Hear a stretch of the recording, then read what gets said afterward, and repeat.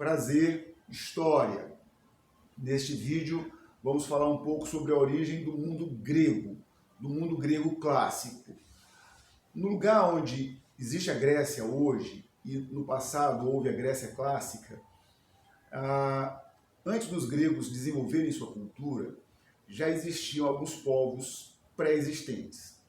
Esses povos são classificados como creto-micênicos. Eles recebem esse nome não porque eles se autodenominavam assim, mas porque as principais documentações existentes sobre esses povos são encontrados na ilha de Creta e nas ruínas de Micenas, uma cidade nos arredores de Atenas. Então, por essa razão, são chamados de povos creto-micênicos. Estes povos eram constituídos pela miscigenação de diversos povos que estavam por ali. Entre esses povos, os hititas, que você já estudou lá quando estudou o Egito, né? Os hititas participaram, invadiram o Egito em uma certa época, quando eles fizeram o chamado Médio Império, que é uma época de domínio estrangeiro no Egito. E esses hititas estavam por ali, inclusive a cidade de Troia provavelmente fora construída por eles. É o que é mais provável, segundo os historiadores. Havia também outros povos, fenícios, jônios, aqueus, povos que não eram naturais da terra, mas que haviam chegado ali nos últimos 30 a 40 séculos. Por que esses povos estavam mudando para a Grécia? Aquela região do Mediterrâneo, a Europa mediterrânea, tanto a Grécia, quanto a Itália, quanto a Península Ibérica, onde hoje está a Espanha e Portugal, é chamada Europa Quente. E naquela época estava acontecendo uma série de mudanças climáticas, uma série de transformações ambientais de origem climática.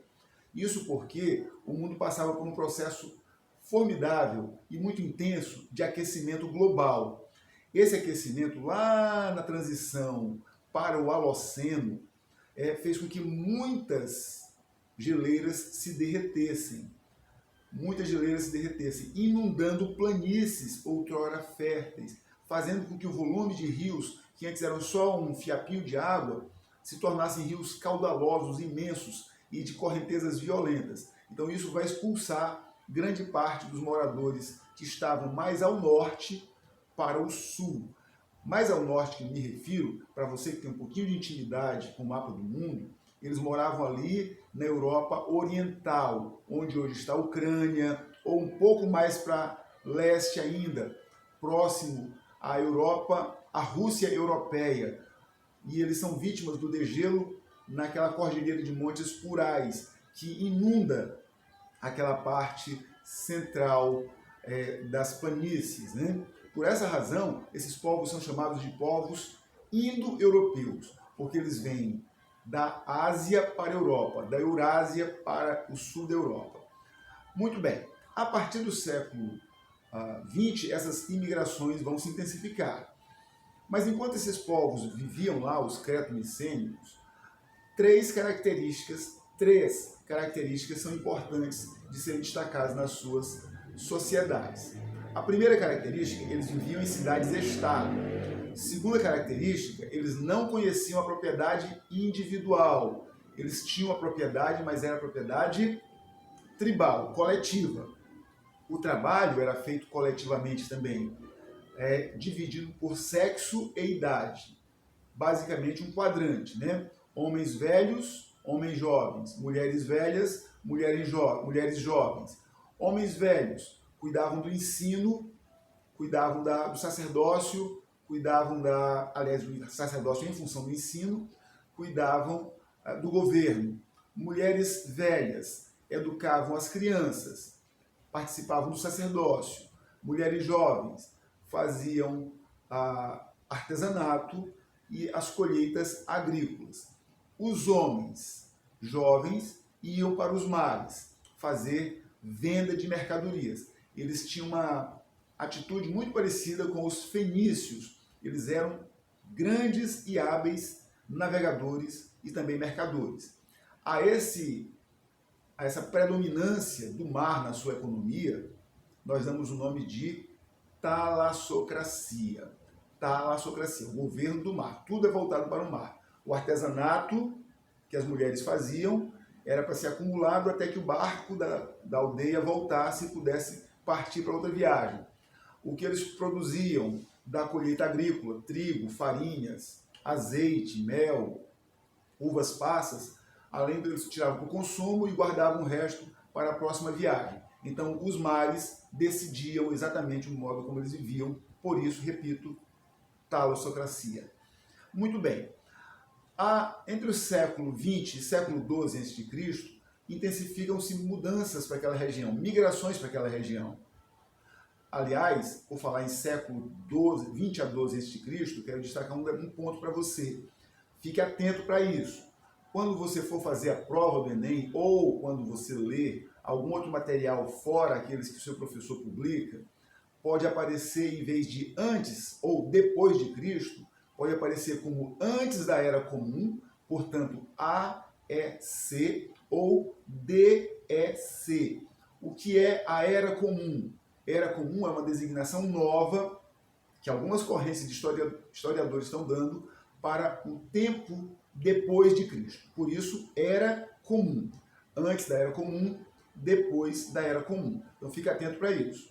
Pois bem, mas a partir do século XX até o século XII antes de Cristo, as migrações se intensificam.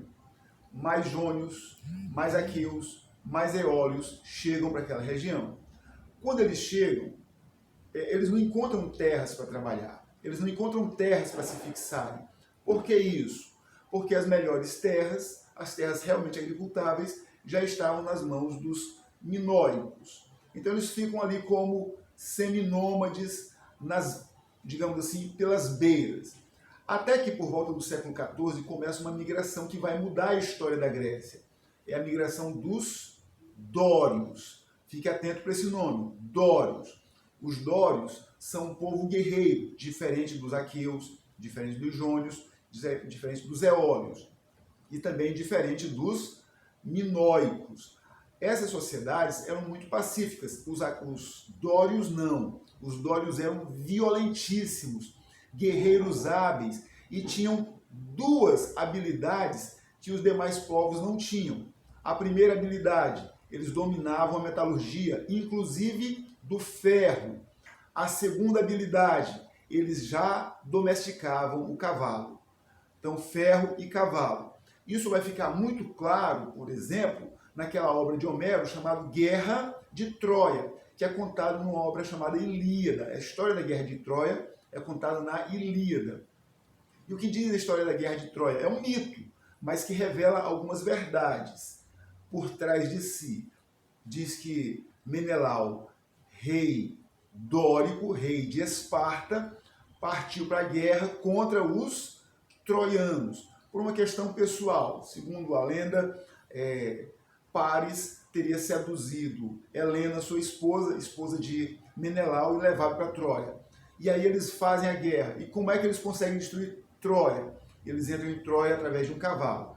Claro, na região de Troia nem existia um bosque suficiente com árvores para se fazerem tábuas e construir um cavalo. Então, qual é a conclusão que a gente chega?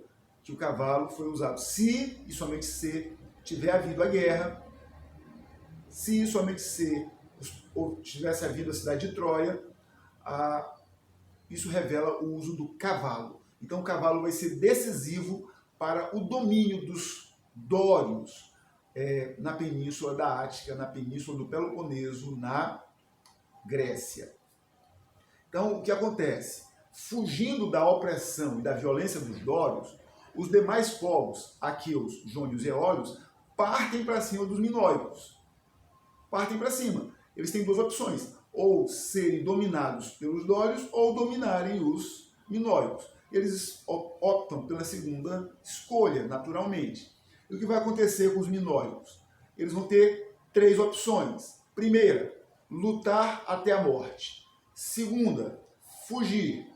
Terceira, tornarem-se escravos.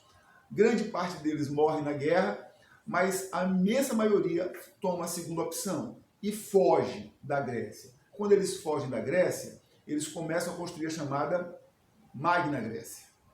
eles vão para o litoral da onde hoje é a Turquia, que naquela época era chamada de Ásia Menor, e vão construir ali várias colônias gregas, que na verdade são colônias, mas o conceito de colônia para essa época é diferente, por exemplo, do Brasil colônia, da América colonial espanhola.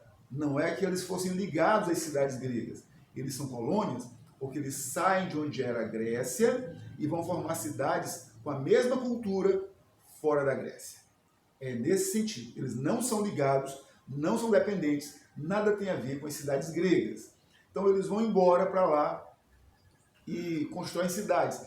Para quem gosta ou para quem tem hábitos ou conhecimento da leitura bíblica, essas cidades que eles constroem, algumas dessas cidades são citadas na Bíblia, como Tiatira, Esmirna, Filadélfia, Éfeso, são cidades que eles vão construindo onde hoje é a Turquia, ok? E alguns deles também vão para onde hoje é o sul da Itália, e lá eles vão construir cidades que até hoje levam nomes gregos, como Siracusa, na ilha da Sicília, ou Nápoles, no sul da Itália. Olha só o sufixo polis, Nápoles. Ou mesmo na Península Ibérica, eles vão construir cidades como Lisbone, que é uma referência à ilha de Lesbos, que fica nas proximidades de Atenas.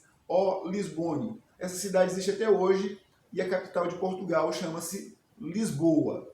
Ok.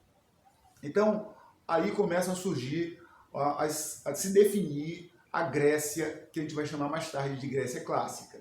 Então, são 4 os povos que vão formar a Grécia Clássica. Os 3 que chegaram primeiro, né? Aqueus, Eólios e Jônios, e os Dórios.